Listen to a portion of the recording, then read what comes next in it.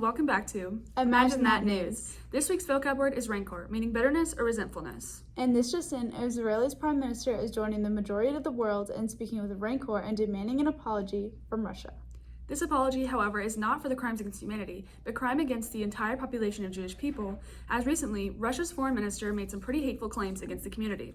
On May 2nd, Russia's foreign minister, Sergei Lavrov, when asked why Russia felt the need to denazify Ukraine when their own leader, Zelensky, is Jewish, he stated, "Well, I think Hitler also has some Jewish origins, so it means nothing." And then continued to say, "For a long time now, we've been hearing the wise Jewish people say that the biggest anti-Semites were Jews themselves." Well, Lavrov probably should have bitten his tongue pretty hard at that, as Israel's foreign minister Yair Lapid's grandfather died in the Holocaust, and the 75% of the population of Jewish people in Israel also probably have some very traumatic feelings towards the topic. Israel's Prime Minister Naftali Bennett said, "Such lies are intended to accuse the Jews themselves of the most horrific crimes in history that were committed against them, and the use of the Holocaust of Jewish people for political purposes must stop immediately." Prime Minister Bennett actually served as a mediator between Russia and Ukraine in the beginning of the conflict, but I'm sure all of that came into question with this comment. So the two leaders decided to have a phone call about the issue where Bennett accepted Putin's apology. Yeah, no hard feelings, right? But a little ways north, neighbors to Israel, Syria, is probably going to be looking for an apology pretty soon, as Turkey is planning on sending 1 million refugees back to their home country. Since Syria's civil war began in 2011, Turkey had become the #1 Syrian refugee host in the world, with around 4 million Syrians.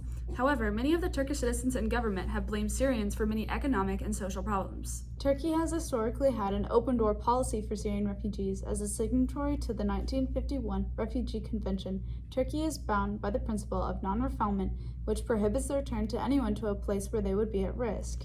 I don't know about you, but I wouldn't consider the state of Syria to be completely risk-free. And when asked whether or not they were planning on leaving, it showed that 70% of them were not planning on returning to Syria. I probably wouldn't want to either. And speaking of views on exiting and such, Northern Ireland elections show a new outlook for Brexit, as Nationalist Party is on track to win against the pro-Britain Democratic Union Party. Sinn Féin seeks to unify Northern Ireland with its EU neighbour to the south, the Republic of Ireland, in which the DUP strongly opposes. While Northern Ireland historically votes for the Unionist Party, recent referendums from Brexit caused major shortages and job losses, which pushed Sinn Féin to win the most recent assembly last Friday. We'll see how the future looks for Ireland and the UK, but for now we have our own little exit going on, as in a couple of weeks, school is ending and seniors are getting ready to go to college. It's crazy how quick this year has been so far. I hope they're super excited to start their lives. I know I would be. I wonder how they're feeling about leaving soon.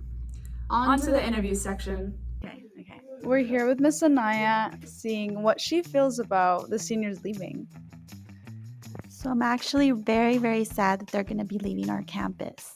Yet I'm super excited to see what their future holds. Thank you. We're here with Miss Nyankonti. Miss Nyankonti, how do you feel about our seniors leaving? Well, this is how I feel every year.